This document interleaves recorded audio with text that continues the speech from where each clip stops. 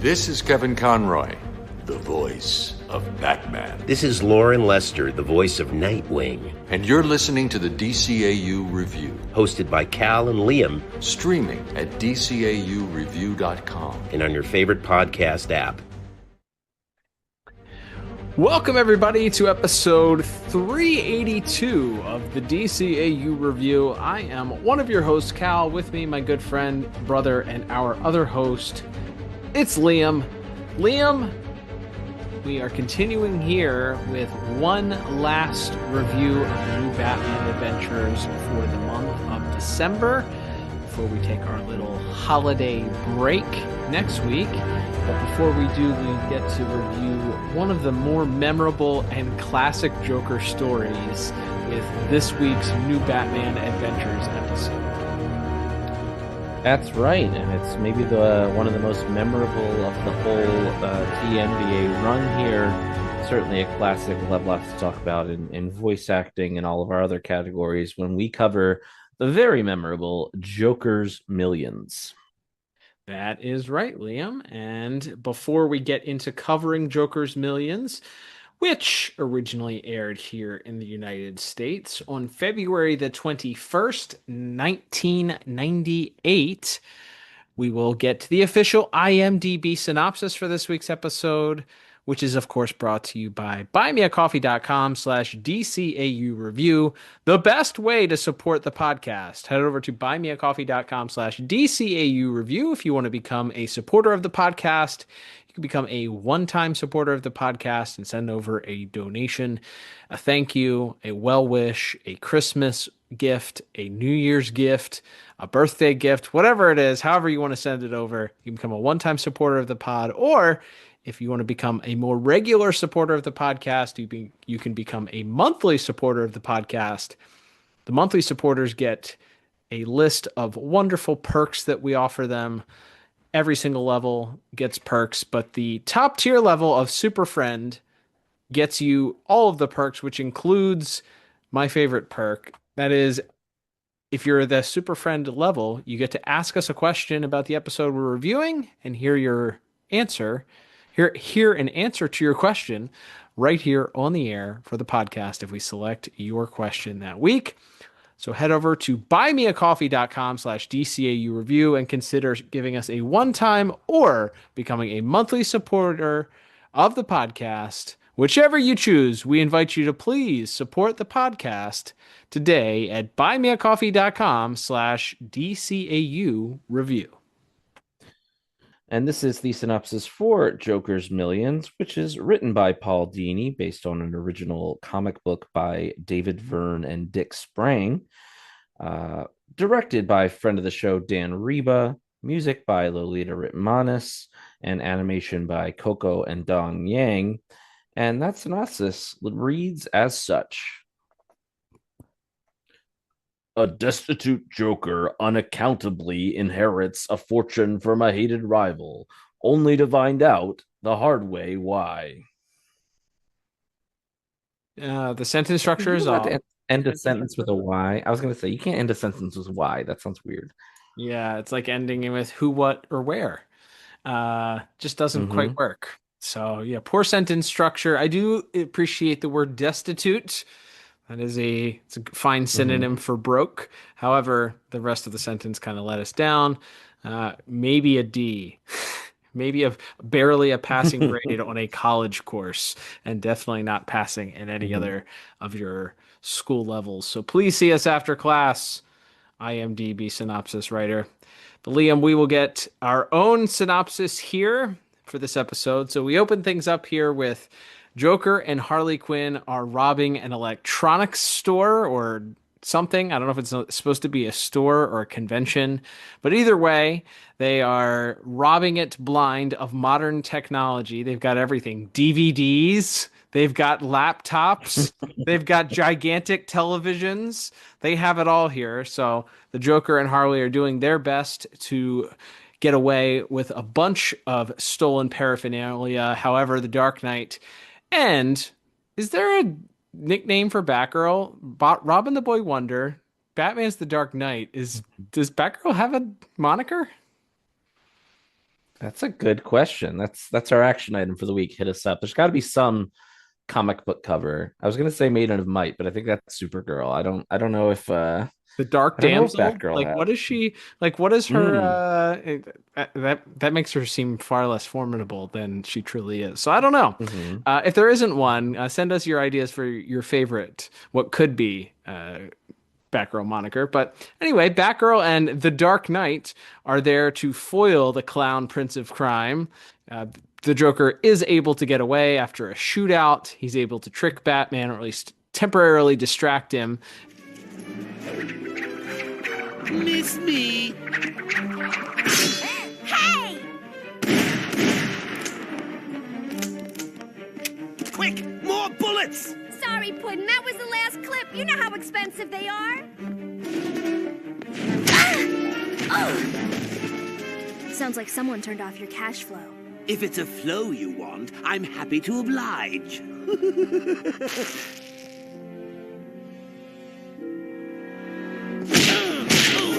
Ow! My eye! Sucker!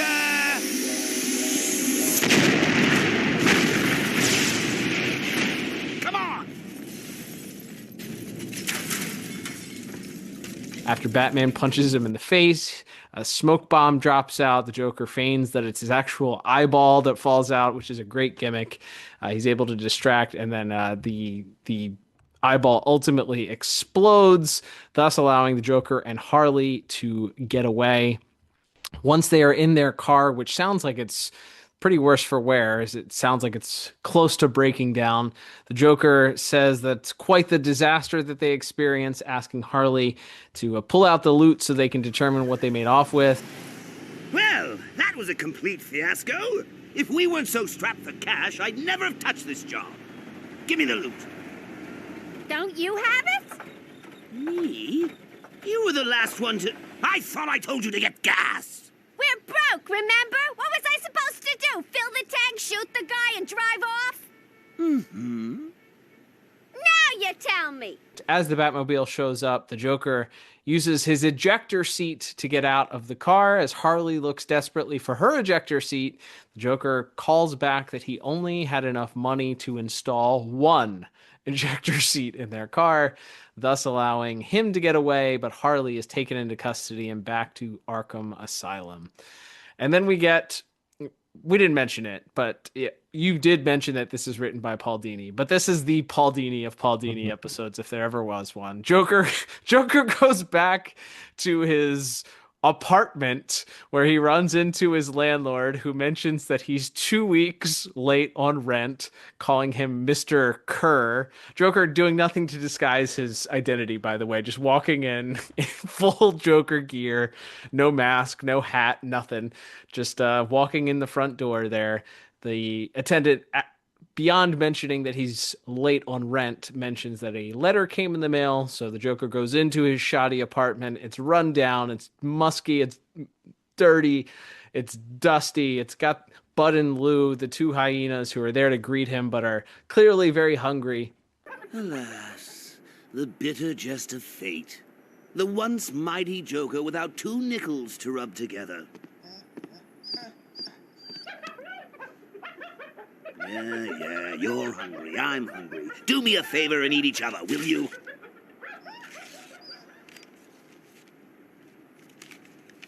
Dear sir, we regret to inform you of the passing of Mr. Edward, a.k.a. King Barlow. Ooh, there's good news. I hated him. Who, in accordance with his last wishes, has bequeathed to you the total $250 million. Woohoo! Woo! Good old King Barlow. I take back almost all the nasty things I ever said about him. Mwah! Bud, Lou, our ship has come in, boys. We're gonna spend! And I know just what we'll buy first. The first thing that he's going to do with his money is to buy his freedom, so to speak. So we get a little nice montage, the first of a few montages here, which includes a very very, very dated reference to Johnny Cochran, who does his rhyming thing. See, kids, Johnny Cochran, if you're not familiar, he was O.J. Simpson's lawyer. Who is O.J. Simpson, you may ask? Well, Google him. So, Johnny Cochran, you could probably also Google. Or better yet, find a YouTube compilation of Norm Macdonald's jokes about O.J. Simpson. Yes, much funnier, much better than learning about O.J. Simpson, the man himself. But yes, Johnny Cochran, a pastiche of Johnny Cochran, mentions that the Joker must be set free. So that's one of the many expensive lawyers that the newscaster, a Jack Ryder, mentions that the Joker has assembled as a part of potentially buying his freedom here. There's another psychologist who speaks out, or a psychiatrist who speaks out. There's a montage of him doing tests, a Rorschach test with the Joker, complete with Robin and Batman shaped ink blots, to which the Joker seems to have no recognition of them, and the psychiatrist deems the Joker no longer a criminal. The reporter asking the man what he has to say to everyone that's saying that the Joker is buying his freedom, and as he peels away with in an expensive car with a young blonde woman, the guy says, "That's preposterous." So the Joker has successfully bought his freedom now, and can seemingly go about his life and live in the clear here without having to worry about being sent back to Arkham. So then we cut to the Bat Cave, where Batgirl comments that it would be nice at this point if, since the Joker has bought his freedom, that he's going legit. Batman, unfortunately, does not believe it and decides to show his frustration with the whole situation by breaking some sort of bat gadget in half to show how frustrated he is. So with that, we learn that the Penguin is going to be throwing the Joker a going legit party at the Iceberg Lounge, and Batgirl says that she's going to call Dick to accompany her to the Iceberg Lounge, as she goes as Barbara and he goes as Dick, to just kind of get a read on what's going on with the Joker here at the Penguin's Iceberg Lounge, as we see a party being thrown, but there's a little bit in that news blotter that I failed to mention that they did interview King Barlow's former bodyguard, who shared a lot of frustration that the Joker, of all people, would inherit King Barlow's fortune, noting that King Barlow hated the Joker and he doesn't understand, and that he was a longtime bodyguard for King Barlow and that the funds should have come to him. And this sets up our next sequence here at the Iceberg Lounge, where everything comes to a head for the Joker and the former bodyguard for the late King Barlow. That's right. So we see what Barbara was up to back in the Batcave, as she and Dick Grayson, in their civilian identities, are waiting outside the Iceberg Lounge, the Penguin's swanky new restaurant.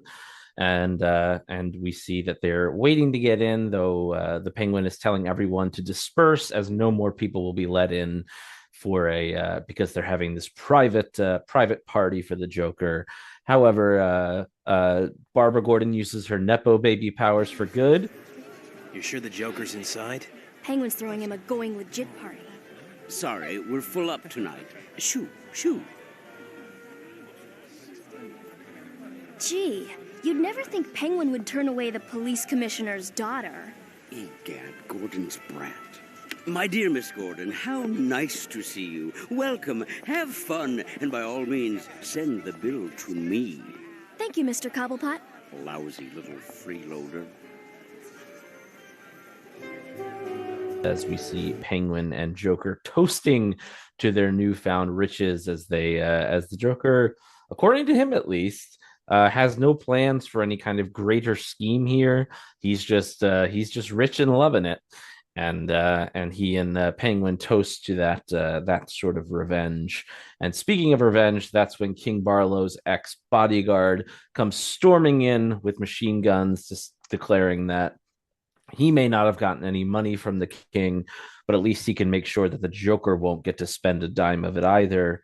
as thankfully Nightwing and Batgirl show up just in the nick of time to take care of the thugs and defeat them quickly. Joker is quite amused by the whole situation and even offers them a tip for saving his life, though, of course, our two costume crime fighters are not interested in those sorts of ill-gotten gains.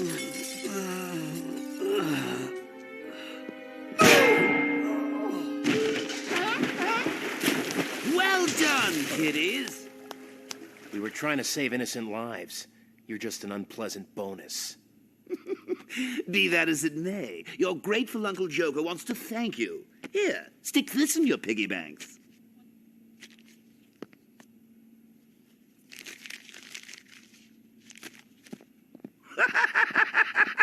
Let the good times roll! As they crumple up the bills and throw them on the ground before leaving.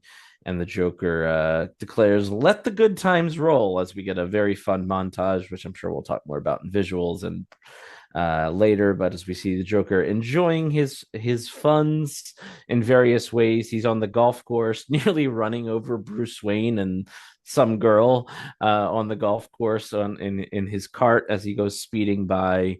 We see him buying a giant mansion and painting it purple and green. And we also see him taking a page out of Jack Nicholson's Joker as he rides down Main Street in Gotham City in some sort of a car, just throwing heaps of dollar bills out his car window or out the back. It's a convertible, as a crowd gathers behind him, running after him to pick up the bills. And we see Batman and Batgirl looking on, quite frustrated by the situation as they continue to see the Joker revel in his riches. At this point, we cut back to Arkham, where Harley is also watching these events unfold on the news, apparently each night at Arkham, still somewhat smitten with the Joker, as Ivy is there to remind her that she is quite pathetic for feeling this way. But Harley tries to rationalize it. You're pathetic, you know that? Come on, Red. So Mr. J got a little stressed over money. Now that he's loaded, Puddin' will buy my way out, too. Oh, yeah. Right. Sure thing, Harl. Joker seeks new hench girl?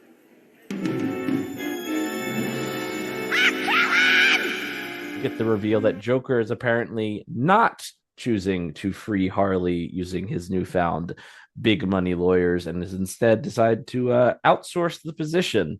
And we get a very funny little Harley audition scene here of people of various body shapes and sizes and ages and genders, all auditioning apparently to be Harley Quinn before the Joker settles on one that's close enough to the original Harley in his eyes, as although he quickly realizes that her personality does maybe not match Harley's as once he hears her speak. But it's too late. He's decided that she's going to be the new Harley, even though he refers to her for the rest of the episode as fake Harley, which is just an amazing bit. But we'll get to that more later. But yes, as they continue to sort of discuss things, a lawyer from the IRS shows up to the Joker, informing him that now that he's inherited this giant fortune, that he owes quite a bit of inheritance tax, a number so large that the Joker goes shrieking and falls back in his chair as he can't believe it. And he informs his henchmen that he has to pay this or else he'd go to jail for tax evasion. And in maybe Paul Dini's greatest single line ever written, I'm crazy enough to take on Batman, but the IRS, no, thank you. and so he realizes he needs to hatch some kind of scheme, or he needs to get the fortune together and pay them what they owe them so they could put this matter behind them. But that's when fake Harley notices that there's something a bit odd about the $100 bills as they're trying to collect it together to pay off their large tax bill. And they appear to not have Benjamin Franklin on them, but instead it's fake money, dummy money, with good old King Barlow's face on them. And that's when Ernie re-enters with a videotape that they found somewhere buried in all of the cash and jewelry that they watch together as King Barlow reveals his master plan. Hiya, Joker. If you're playing this tape, you probably figured out you've been had. Yeah, I left you some cash, but only 10 million, which knowing you've already blown. All the other stuff, money, jewels, and gold, it's all fake. See, I always hated your guts, and this was the perfect payback. By now, you're probably out of real money. The IRS is after you, and you can't admit I fooled you, or you'll be the laughing stock of the underworld. That joke's on you, sucker. I got the last laugh after all.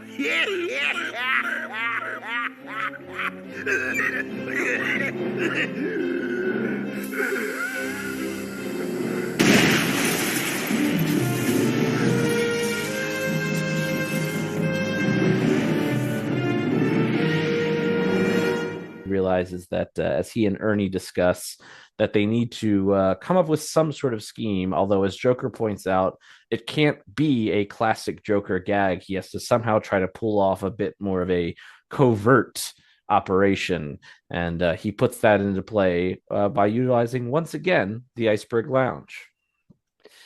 Yeah, that's right. And I love that Ernie knows enough about the Joker to suggest the laughing fish scheme, like a classic Joker fish scheme.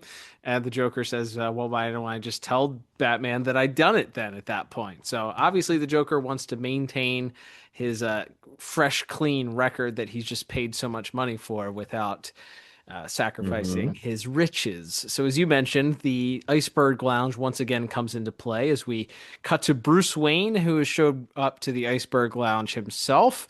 No word on why he was showing up there that night, I guess, but he just happened to be there checking out the new Penguin nightclub here. Ozempic Penguin has a brand new spot here that is all that anyone in Gotham wants to show up to, apparently. But as Bruce is walking through the Iceberg Lounge, he is in fact met by somebody who looks a lot like the Joker and calls him over and invites him to have a drink. But clearly, as Bruce begins interacting with this Joker, he finds that it actually isn't quite the Joker. Not quite the same, perhaps, as the question would say. As Well, Bruce Wayne, join me. A bottle of your best, my dear, for my guest. You'll understand if I refuse. The last time we met, you tried to throw me off a building. I did? Well, that was so long ago. It was last month.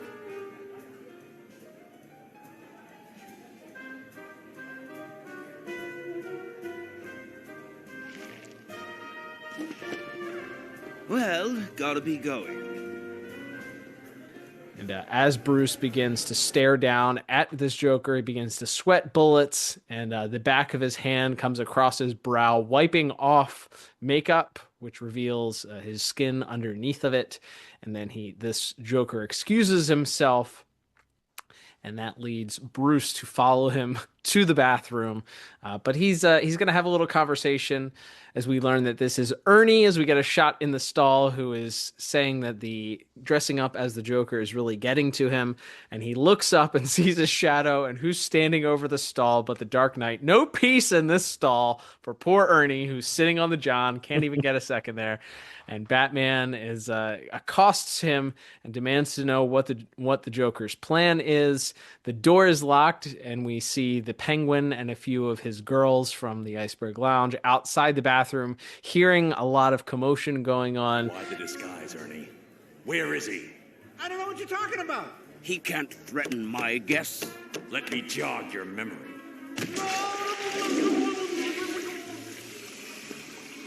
Batman giving Ernie a swirly as he ducks his face in the toilet as he's demanding for Ernie to share what is going on with the Joker.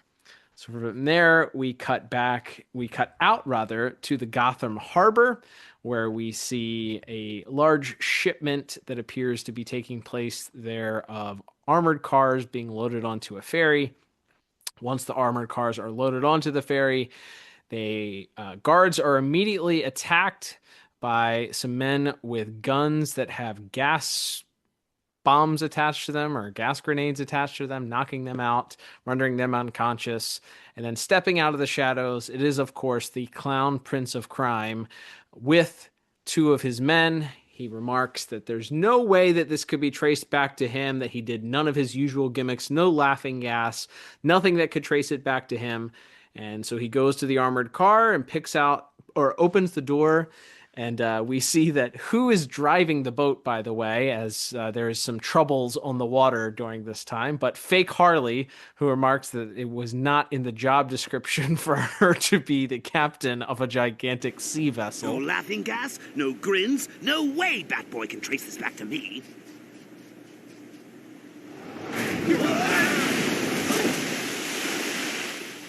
Hey! Keep the boat in the water! This definitely wasn't in the job description. But back in the armored car, the Joker is counting his money and very pleased to see familiar faces that are not King Barlow on his dollars. But of course, arriving there to foil him is the Dark Knight in tow with the Batplane. As the Batplane begins hovering close to the ship, the money begins to start blowing away. Joker is in distress at this point. Batman and Batgirl jump onto the boat and begin attacking the two goons that the Joker has brought with him. And just as it appears, after they've been subdued, the Joker pulls out a gun and appears to be prepared to take out Batman. Nightwing swoops in as well, so we have Batman, Nightwing, and Robin all there. The Joker, more money begins flying off of the ship into the air and underneath of the boat, being destroyed by the giant ship propellers underneath of the water. The Joker then decides he's had about enough of this and goes to jump overboard. No! My fortune!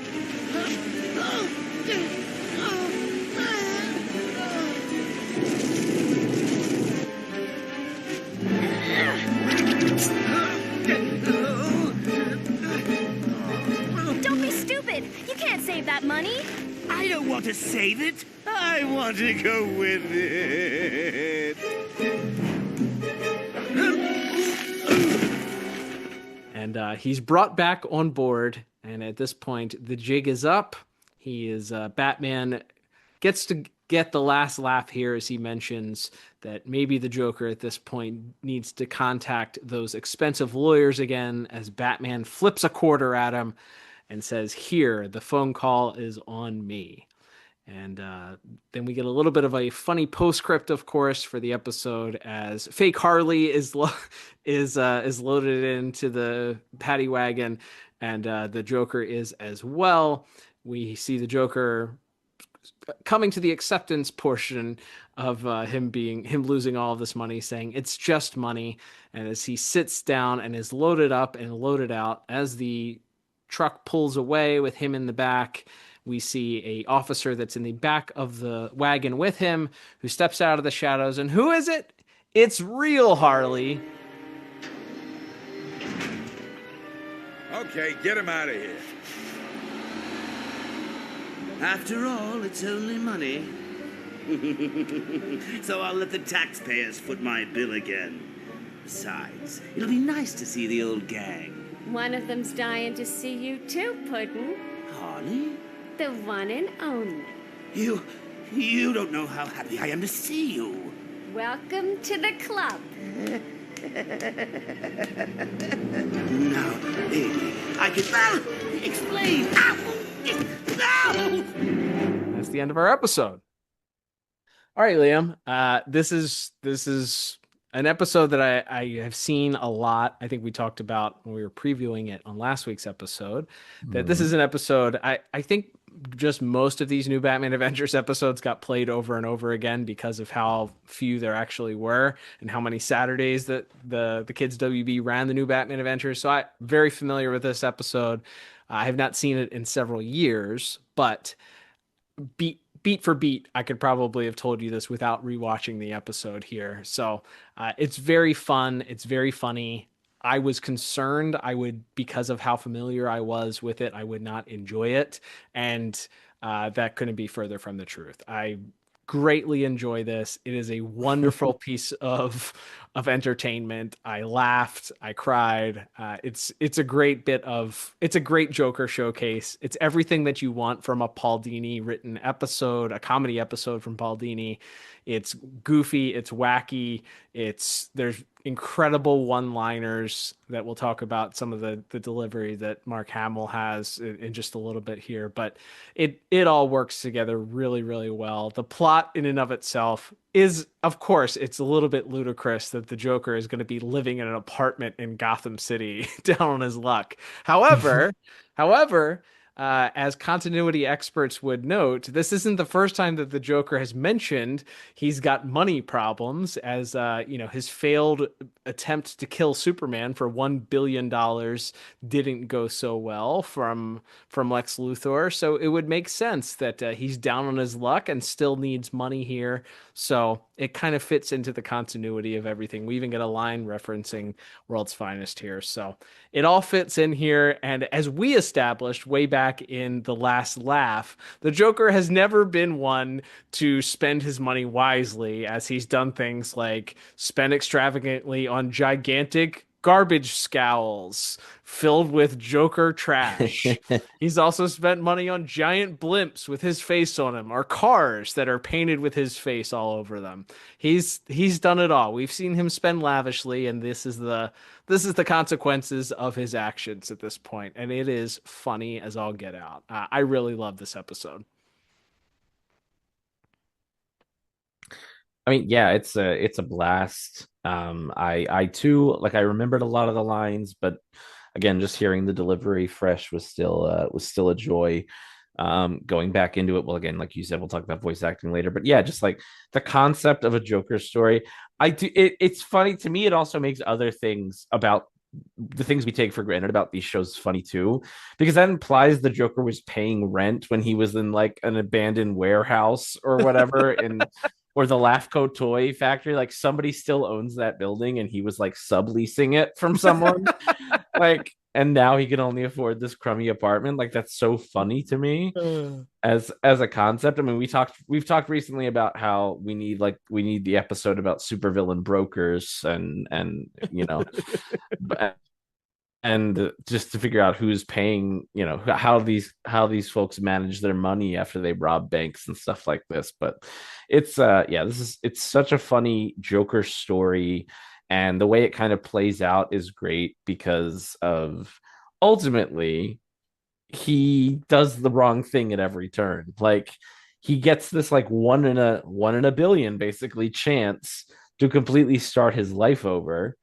But one, he's still focused on just messing with Batman, so he has to live this like very public life in Gotham City and live it up and show everyone how much fun he's having with his money. And then once he's burned through all of his cash and he realizes he's been had, he's so embarrassed by the idea of having to admit to the world that King Barlow fooled him that he decides to go back to crime and tries to pull off this like elaborate double bluff where he dresses a guy up like him. It's great fun, and like I said, I think it just works great as a Joker story. Also, Paul Dini, 2 for 2, because obviously the Laughing Fish was, as we talked about back when we reviewed that one, was based on an adaptation of a couple of old Batman comics, and Paul Dini sort of taking the concept and then making it his own and injecting so much more humor into the story. And similarly here with this old Dick Sprang Batman issue or Detective Comics issue that they were adapting here, and again, just adapting it to a modern audience. The Harley inclusion in this is also really, really funny. Mm-hmm. Like, she's not in it a lot, but just like, I mean, them bickering about money is funny.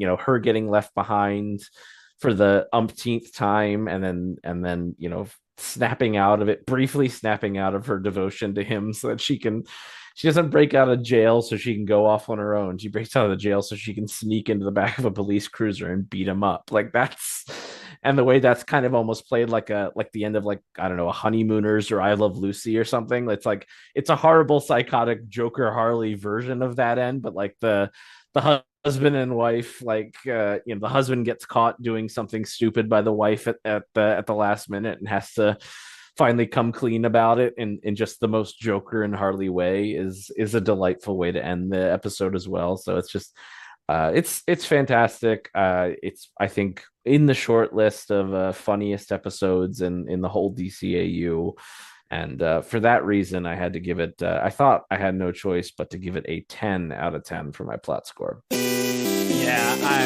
love that, and I'm exactly the same with my score and pretty much my reason there. It is a home run to say the least. It's very funny. It's got memorable lines. It's got memorable moments. It's the peak comedy Joker, and just there's some slapstick in there. It's the his comeuppance is his own stupidity. You gotta love it. No honor amongst thieves between him and King Barlow getting the last laugh, and then ultimately, despite the fact that he tried to buy his way out of trouble, ultimately it's his undoing because of the amount of money that he ended up wasting. So very, very funny. It's written perfectly for this episode, and despite the fact again that both of us saw it so many times, I think that speaks volumes to how great this is, knowing beat for beat almost how the episode goes, both of us going in and then us coming out and saying, you know what, regardless of how familiar we are with this episode is still so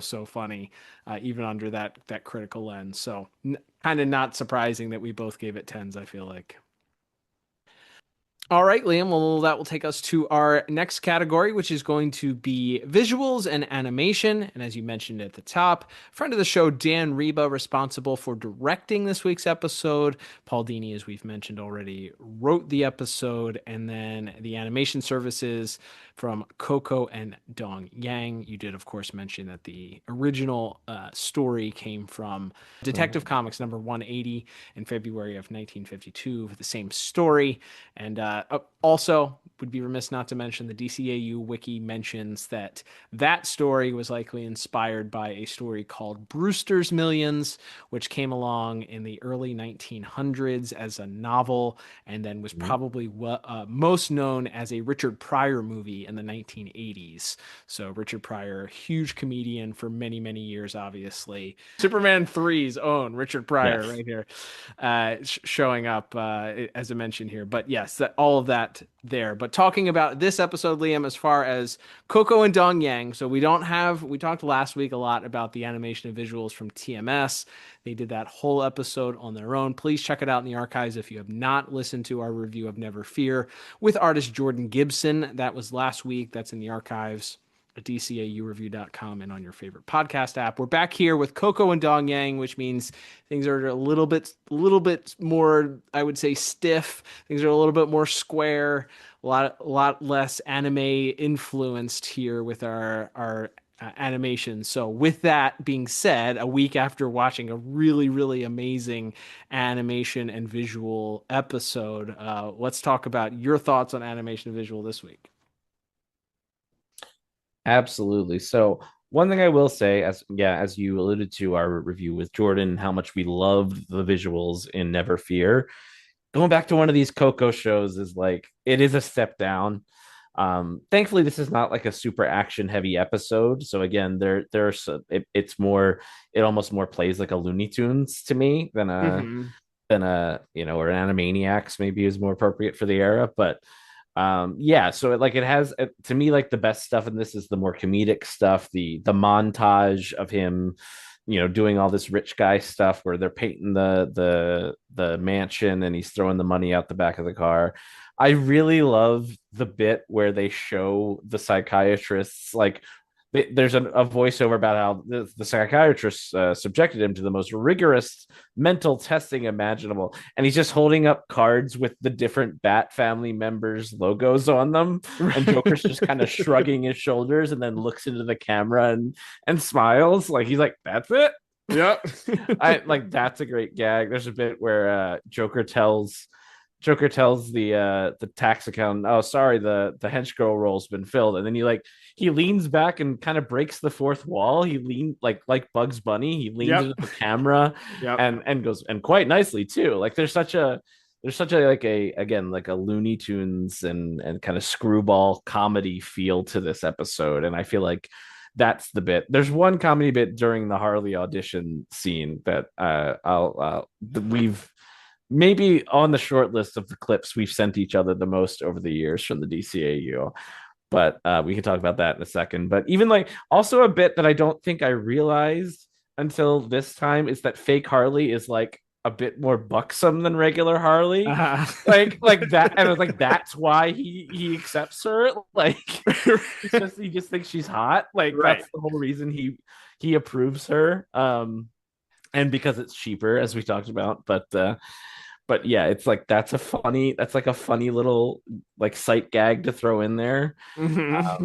And then yeah, like I said, some of the bits of like Harley's escape and rolling around in the washing machine is like it's such a like Looney Tunes bit throughout this episode. It's so it's just filled to the brim with the with that kind of sort of Tex Avery, Chuck Jones style comedy, I feel like. And it's that stuff is a lot of fun. Yeah, I agree with you completely. I had some of those very things noted here. Of course, the montage of the different Harley, those auditioning for Harley is great. The Paul Dini cameo also dressed up in the Harley costume that gets to be turned down and exclaim "darn" as he walks away is a good bit. I enjoyed that as well, of course. Why wouldn't the creator of this character give himself a cameo and writer of this episode give himself a cameo dressed up in the Harley costume? That was just too easy there. But even starting out right at the beginning, so something that we see here that we don't really get for the rest of the episode. So we noted when we moved to the new Batman Adventures, we don't get title cards anymore, which is something that we miss greatly with the new Batman Adventures. But usually it's just a standard text of the name episode across the bottom of the episode. Here we get a little bit of interactive credits, as we mentioned. They're at this either this gigantic, it's either a show of some kind, like a road show of some kind, or it's a gigantic store, one or the other. But the gigantic computer is what we see at the beginning, and it comes across with Joker's Millions, and then it clears out like it's a computer, and somebody types Paul Dini's name, and then it clears out again, and then we get Dan Reba's name, and then it clears out again, and then the whole computer explodes as a result of the Joker and Harley's rampage through the store. So I really enjoyed that we have interactive credits here. That's something that we don't see a lot of, and also really plays into, I feel like, the, Pinky and the Brain or Animaniacs or whatever cartoon of that era that sort of has that goofier feel to things. Maybe even Tom and Jerry. Like it's very much of that Tex Avery ilk, as you mentioned, that plays off of that, where the characters are interacting with something that is kind of breaking the fourth wall. Speaking of breaking the fourth wall, as you mentioned, I also had noted the Joker breaking the fourth wall, a la Bugs Bunny. There, that's always a good one. Let's talk about, we've already talked about the Joker's design here, but this is the first, I believe, appearance we've seen of the new Penguin redesign here. So let's talk about it. I called him Ozempic Penguin before, but he's clearly lost a little bit of weight. He's also maybe had a little plastic surgery to clear up those fin issues here, and maybe straighten up his he's got a haircut. He no longer is rocking the skullet at this point in time, and he's kind of going on the straight and narrow, so to speak, or at least attempting to portray a straight and narrow path here with the Iceberg Lounge. This is interesting because we talked about way back when in Batman the Animated Series, in his first appearance, how the look was one of those things that was mandated from Warner Brothers because of the Batman Returns debut simultaneously happening and essentially causing this cartoon to somewhat exist in some form or fashion, that they had to model that original Penguin after the Danny DeVito style monster looking character with the fins and the heavier set and the long hair. What's your opinion here? Do you like this? We talked last week about the Scarecrow maybe being the best redesign. The Penguin's a little bit of an underrated redesign, I feel like, maybe because he doesn't get a full episode of his own, it's a little bit overlooked. But this one I think is an improvement, in my opinion, for this character, big time. Yeah, absolutely. I think it's the DeVito Penguin, like we said, we understand why it's there. Like as an adult, intellectually, you understand that there was a some corporate synergy going on there that was important to them. So I can appreciate that. But yeah, as far as an actual design, I don't think it's I don't think it's even a contest. I think it's way better. And it's just it feels more like who I think this guy is. We talked about that, I think, when we were doing the original BTOS run. It's like almost every Penguin episode, he's just like you could have put any number of bad guys in the episode. There's other than his one big one where it's where he dates Veronica.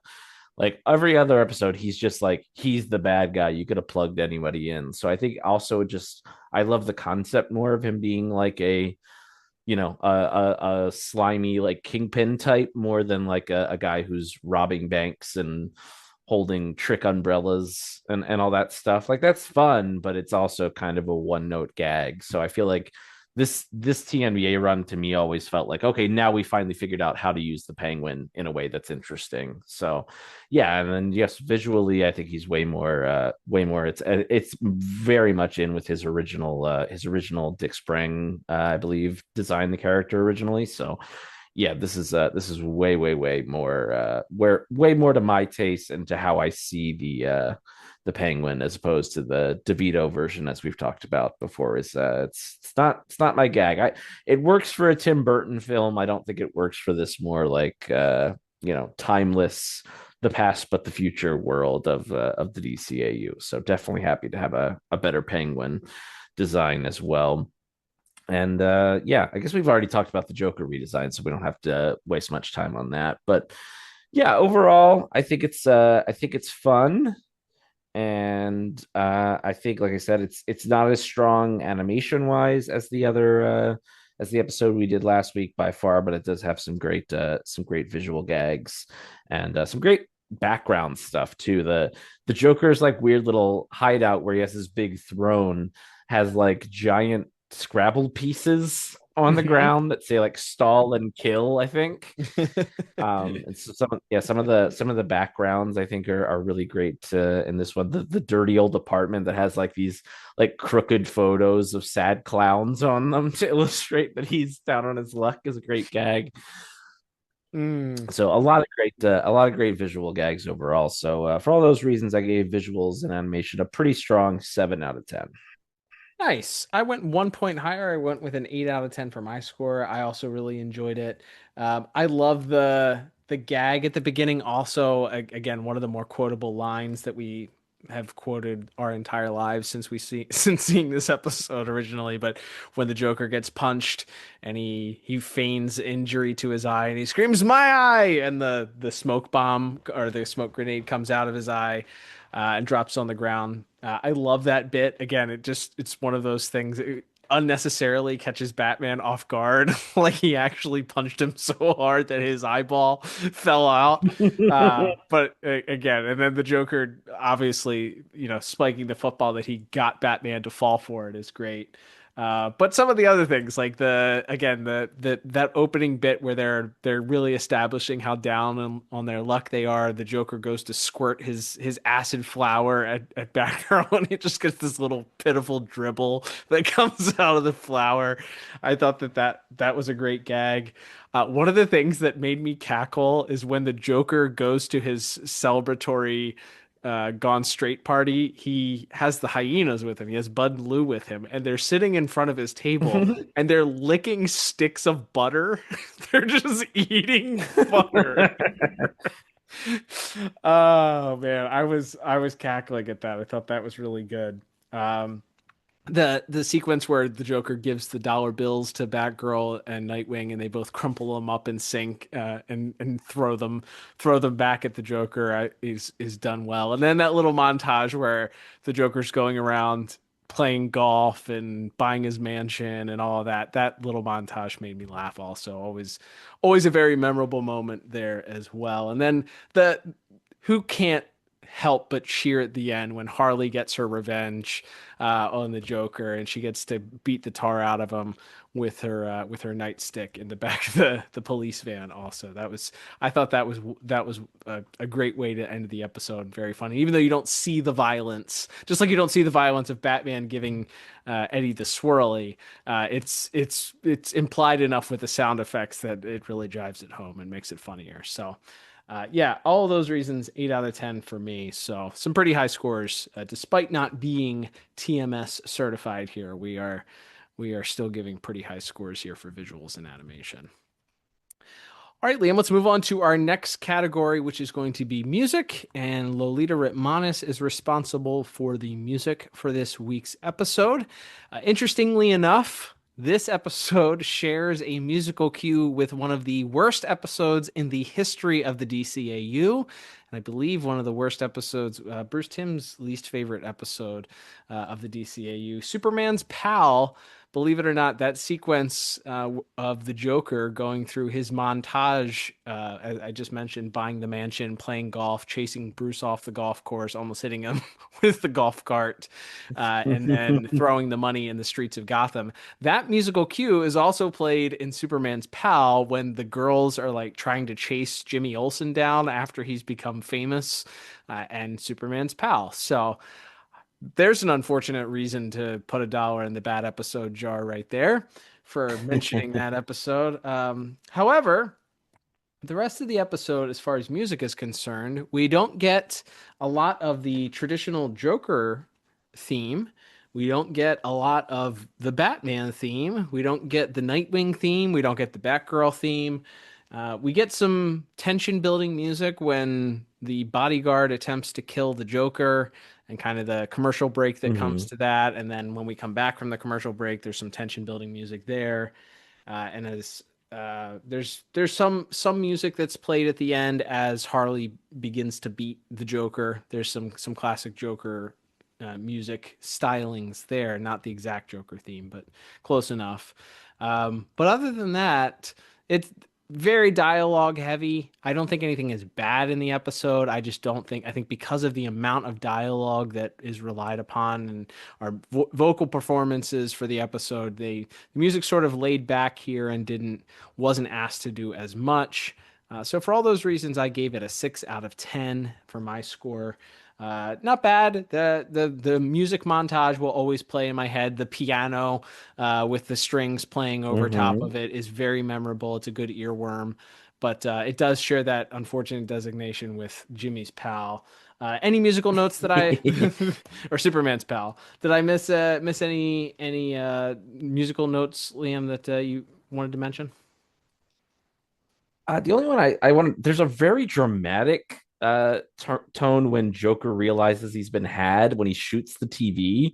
Like the drums come in very forcefully and the strings really swell, and like it's played like a much more like dark and dramatic moment than for comedy, which I thought was an interesting choice in that moment. Like I guess just intimating like how much rage he has in that moment as he realizes that he's been had and that his old rival got the best of him. But there's like a real hard edge to that like to the drums that come in that moment that I thought was interesting. But yeah, other than that, I would agree with your assessment. I also gave it a 6 out of 10. I think it's solid, and certainly the montage piano theme that you mentioned is certainly the highlight. Yeah, it's interesting that piece that does play pretty dark there. And it's interesting. I think it probably matches. I didn't mention that when we were talking about visuals and animation, but I really do love that sequence too. There's like this real up close shot of the Joker's face where he's front lit. At least the bottom half of his face is front lit by the television, but then like his eyes and up are kind of in the shadow, and his eyes are kind of sticking out. And then they cut back to the TV, and then they cut back to him, and he's even more enraged. And that's when that music really swells in that moment. And then he shoots it, and they cut to him, and he's the gun is pointed at the screen, and that music comes in, and you see the smoke and everything. It's a good pairing there, but. Yeah, unfortunately, not a lot of super memorable musical cues other than the ones we mentioned. So 6 out of 10, still better than 50% there. So that's a passing grade. All right, Liam, let's wrap things up here with our final category of the day. That is going to be our voice actors and actresses for this week. Let's talk about our pretty large voice cast as we go through here for this week's episode. Absolutely, it's a good cast. We got some fun kind of day players in this one, and then we'll of course talk about all our mainstays, quite a few of which thanks to some villain cameos that we get. But yeah, we'll start off with some of the smaller ones. John Gary playing the Johnny Cochran-esque lawyer. Folks might remember his voice from some of the Nickelodeon cartoons of the early 90s, your Invader Zims, your Angry Beavers. Again, it's a very memorable line because of how dated it immediately makes the episode, but now it's kind of like a vintage reference. So I feel like it works again. Like by 1998 or whatever, when this came out, it was already kind of dated, but now I think it's dated enough to just be a historical reference that works there. So he does a good job with that. You have Alan Rich as King Barlow, kind of a character actor who's been around for quite a few years. He gets one scene, but he does have this, the dying old man mobster. He does a solid job in that performance there.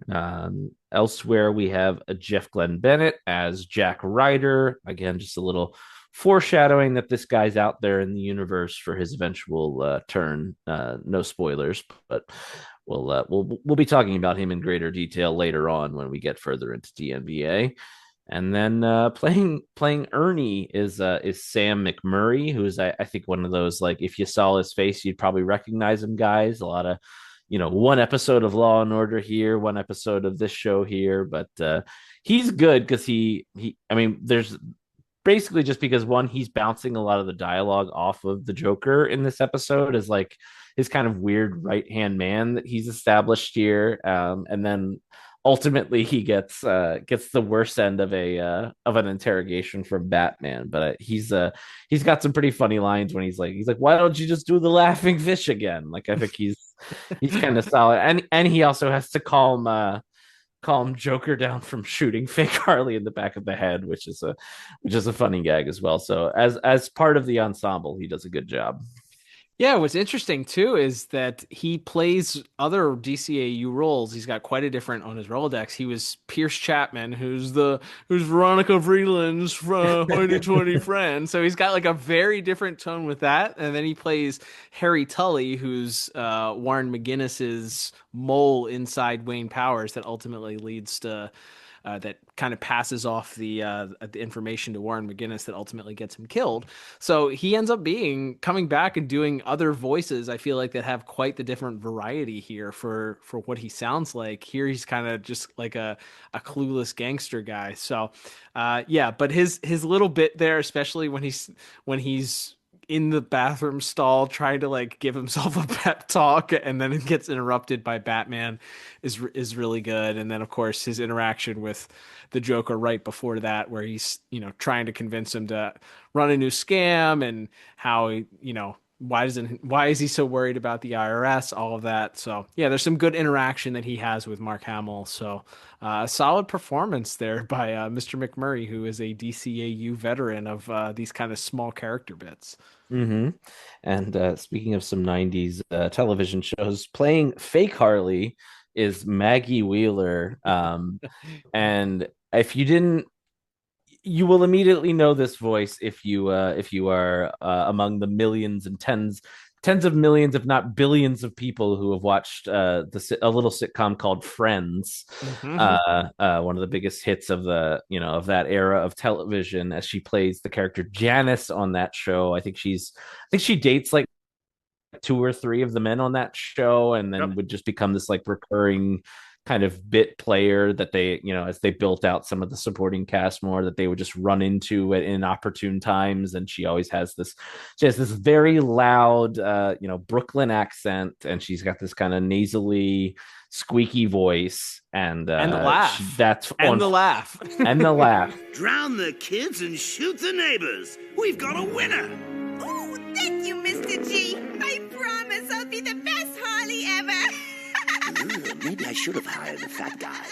Bernie, take fake Harley here and show her the ropes. I always like conflate her with the Fran Dresser, but it's completely her own her own thing here, and we basically just get a Gotham City version of that, a DCAU version of that. She is like I said, as mentioned, she certainly looks the part enough of Harley for the Joker's liking, but as soon as she starts speaking, the Joker is having buyer's remorse on it, and that plays out throughout the episode as he's, as mentioned, almost pulls a gun on her after she laughs one too many times, and then as he's shouting at her they have her piloting the boat, which is a really funny gag, and then she gets one line at the end as they're loading her into the police car. So she's so funny in this. Like they brought her in to do the thing she's good at, and it's a home run. Like it's such a funny bit.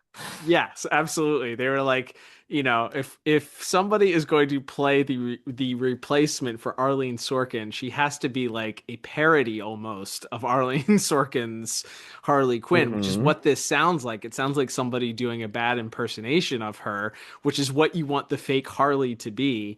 Every time she says Mr. G, it's so good. And yeah, obviously she gets to use her laugh, her famous Janice laugh gets played in the Harley, the fake Harley character here. So that feels like that was something they were just like, hey, you're so well known for this, and that laugh is so annoying. Can you just do it?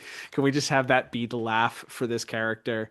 Yeah. So many funny one-liners, and her playing off of the Joker, who, as you mentioned, just is so irritated with her, but is solely responsible for her being Harley at this point.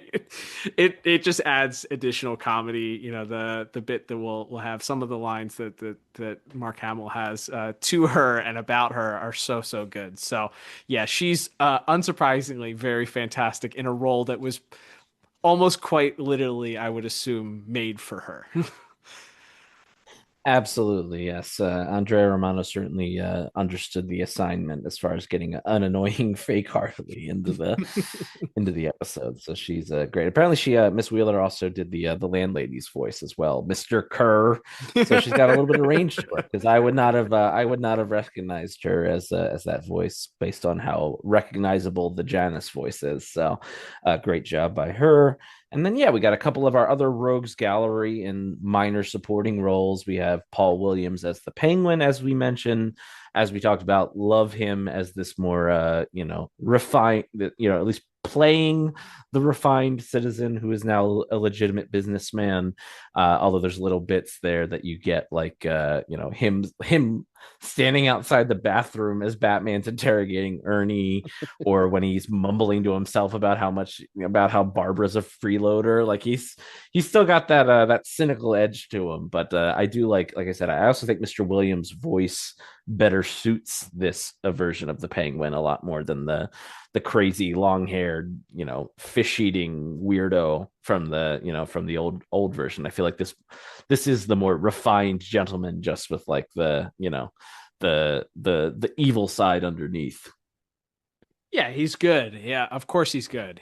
He's carrying it over, and it does feel like this fits more with the visualization of this character being a more refined sort of criminal underworld type of character that is portraying himself as this legitimate businessman, but has some sort of shady business dealings under the table and behind the curtain, so to speak. So yeah, he's great, as is in her minor role Diane Pershing as Poison Ivy, getting to play off, of course, her foil in Arlene Sorkin as Harley Quinn. Absolutely, yeah. Miss Pershing, again, she gets like 2 lines in the episode, but anytime we get Harley and Ivy on screen together, it's a laugh riot. So great that Miss Pershing's there as well. And you just mentioned her, but we'll talk about Harleen Sorkin as Harley here. Amazing. Like, it's like Mark Hamill, like Kevin Conroy. I don't know how many more times or how many more unique ways we can say that Arlene Sorkin was, amazing at what she did, but she's great in this episode again, playing off their argument at the start of the episode about money, and then her shaking her fist and yelling as he ejects out of the car and leaves her behind is so funny. And then the speaking of line reads, I will never forget is the pan, as we mentioned, the visual pan where they pan out to like the outskirts of Arkham Asylum, and clear as day you can hear "I'll kill him." Like, it's such an amazing line read, and I just like, she must have stood like 5 feet back from the mic and just shouted as loud as she could, because it's such a great delivery of that. But she's amazing in this episode. That and the I would love to know how they got her to do the line where she's in the washing machine when she goes down the wash, and you get the sense that she's going around in circles calling for Ivy, anyone to help her let her out of the washing machine. Again, just more visual gags that play so well and pair so well with an incredible voice casting decision. Obviously this character is one of the few that was created for the voice actor, literally, or in this case, the voice actress. But it's unsurprising that no one did it better than the late Miss Sorkin when it comes to Harley Quinn. So she is certainly missed, and this is another one of those great showcases here, where she has the little bit at the beginning, she's got this little bit in the middle, and then the little bit at the end where she gets to use the old pun "Welcome to the club" as she's literally holding a nightstick and about to beat the tar out of the Joker. So yeah, very, very funny. She's great, unsurprisingly. Absolutely. And then we'll get to our main star, our main villain, a little bit later, but we'll just talk about our 3 heroes here, all in supporting roles. We have Lauren Lester as Nightwing, we have Tara Strong as Batgirl, and of course, we have late Kevin Conroy as Batman.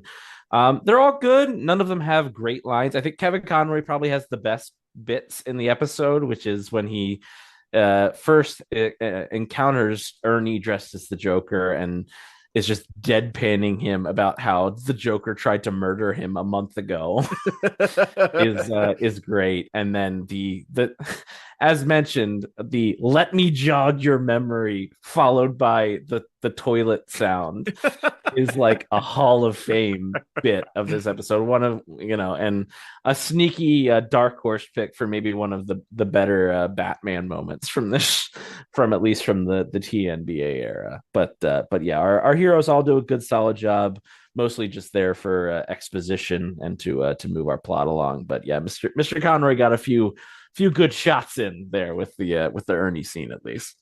Yeah, it really drives, at least in my personal opinion, there was no doubt that Bruce didn't know that wasn't the Joker, right? Like, he knows right off the bat. So he's just trying to set a trap to see how he can get this guy to out himself as not being the real Joker and playing a little game with him. So the delivery that Mr. Conroy gives with "it was last week" or "it was last month" to this fake Joker, and then followed up by him accosting him in the bathroom stall and just hearing again, you have to, using the sound effects and the vocals, you kind of have to piece together the visualization of what's happening, but everything there from the delivery really drives it home there that he's really letting poor Ernie have it there in the stall. Absolutely. It's a great bit. And then, speaking of great bits, speaking of people we have run out of ways to sing the praises of, but we'll try our best here. Mark Hamill as the Joker in this episode. We already talked about how great the script is from Paul Dini, how funny the lines are. But the delivery of almost everything the Joker says in this episode is so like pitch perfect. You could not have gotten a better line read. And credit to Mr. Hamill and of course Andrea Romano as well. But from little things like keep the boat in the water when he's yelling at fake Harley, to him looking at the Paul Dini cameoed Harley auditioning, like opening his mouth to speak and and he has like a big inhale and he goes no, and then he just walks away. It's such a great bit. We should also mention Paul Dini, a one word voice cameo in this episode as well. Yeah. So many funny lines when he's like talking to the hyenas back at the apartment when he's still down on his luck. He's like, "Yeah, you're hungry, I'm hungry. Eat each other." Like he's like such a like the way he plays like this down on his luck on the back foot Joker. Yeah, there's so many great funny line reads in this episode. Again, what else can we say about Mark Hamill? But he's amazing in this. Yeah, he's phenomenal. This is I don't know 1A of a showcase of the many incredible episodes of Mark Hamill's Joker. It is remarkable, some of the deliveries, the tone in which he says, I love I love when he's having immediate second guesses when fake Harley opens her mouth and starts talking and he goes, maybe I should have hired the fat guy. It's so great. Just subtle ones. We've sent each other, as you already alluded, the keep the boat in the water line has been legendary in our lives for many decades at this point. It is a memorable line that just everything about the delivery is great. Let the good times roll, and followed by that incredible laugh is another one. It was so good that they used it over and over and over again on the different Kids WB commercials. I don't know how many Kids WB promos featured that let the good times roll line, but probably later on Cartoon Network too. But yeah, just incredible deliveries, incredible lines. Certainly, he was given quite the softball when it comes to the material, but he still had to swing the bat, so to speak, and knock it out of the park. And boy, howdy did he! He's everything about this episode, every line is great from the beginning. Him being a sad sack, him being frustrated with Harley about leaving the loot behind, him being frustrated, him taunting her that he's got the ejector seat. From those moments to the very end where he screams about King Barlow being on the dollar bills, the IRS line, him being happy to see Benjamin Franklin's chubby face on the dollar bill at the end, and Abe and George, all that so good. And then I think the pièce de résistance, the cherry on top has to be the I'm not trying to save it, I want to go with it, with just this cheerful laugh, this sorrowful laugh that comes with it. It's so good. I don't know that we could do anything personally. I couldn't do anything but give this base maybe solely on Mark Hamill's performance alone, but with everyone else, it's a 10 out of 10 for me when it comes to yeah, hard to disagree there. 10 out of 10. Last one I'll just mention is he's reading the letter to himself about King Barlow, and he's just like, oh, we were going to inform you about the passing of King Barlow. And he just goes, oh, that's good. I hated him. And then he keeps reading. Like, it's such a throwaway little bit there, but his delivery of that is great. We could sit here all day, but suffice to say 10 out of 10 for me as well. Yeah, that is it's an all-time episode, which is, if you listen closely, you'll hear the bonus point sound, and that's because I already said, like, everybody else, I feel like even if you didn't have the Joker here, everybody else does such an incredible job. I feel like the Joker needed his own recognition for this, and it's just every one of those lines, those one-liners, the performance. I'm giving an extra bonus point just for Mark Hamill being just the most incredible Joker in human history. Because, boy, this is just line after line after line that is so good. So, an extra bonus point there for Mark Hamill's Joker. All right, Liam, let's total up our scores. And with my bonus point coming very close to, but just outside of our top pick section, I end up with a 35 out of 40. What about you? Yeah, I think I'm just a couple points lower. I ended up at a 33 out of 40. All right. I don't think it needs to be said here based on how much we love the episode. This is a rewatch. 2 thumbs up for me. It does sort of play into the Joker's arc here when it comes to everything. I don't think we get much follow-up with his fortunes or misfortunes, I should say. But we at least... It's fun. It's a great Joker episode. It's funny. It plays into the Joker-Harley storyline. It's really good. 2 thumbs up from me. Yeah, totally agree. 2 thumbs up easily. All right, Liam. Well, that would begin to wrap things up for this week's episode. Thank you, everybody, for tuning in to this week's episode. I'd like to remind you, please support the podcast in one of the many different ways that you can do so. At the top, we mentioned our favorite way and the best way to support the podcast if you would like to do so monetarily. That's at buymeacoffee.com/DCAU review. You can always gift somebody that as well if you have a person in your life that loves the DCAU review. Hey, it's a relatively inexpensive gift, a way to say thank you or that you love somebody. But also, we realize this is the time of year, and we are still living in a society where things aren't great monetarily for most people. So we plug the buymeacoffee.com as an opportunity for you to support the podcast, but fully recognize that's not realistic for most people. So if you aren't able to do that, guess what? We still love you. We still appreciate you supporting the podcast. And there are many different ways that you can support the podcast outside of becoming a supporter. You can follow us on social media at DCAU Review. We're on all the big social medias. We're on Twitter X. We're on Instagram. We're on all the other ancillary ones at DCAU Review. Please like us, support us, follow us, do whatever your platform of preference allows you to do. You can also follow us on YouTube, search for DCAU Review on YouTube, or check out the link in our profile or in the show notes if you want to see how you can support us there. That's a free way to do it. Most people have a YouTube account. Even if you don't listen to us there, it's a great way to support the podcast. Like the videos when they come out, subscribe to our channel, hit that bell, as they say. That's a big way to support the podcast as well. And if you want to support the podcast, another way you can buy a piece of merchandise. You can check out our show notes for the link there as well. And if you do become a monthly supporter of the podcast at buymeacoffee.com/DCAU review, as we mentioned, one of the perks that come with that is the ability to ask us a question. And if we select your question, you'll hear your answer right here on the air. And this week's question comes from Zach. He's got a question about Joker's Millions.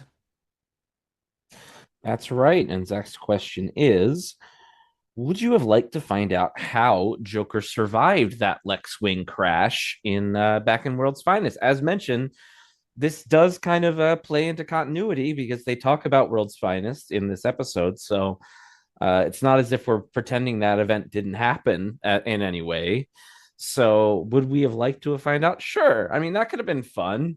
Or how he and Harley got back on the same page afterwards. Maybe that's as mentioned, we can attribute some of his continued financial woes to his not pulling off the death of Superman like he had promised Lex. But I guess it's kind of interesting. But I guess it's also not the first time that they've fake killed the Joker at the end of an episode. Speaking of the laughing fish, and then brought him back. So it's I guess it's like any number of great villains like Professor Moriarty or a James Bond antagonist or something. He just always finds a way. There's always an escape hatch or a secret parachute or something.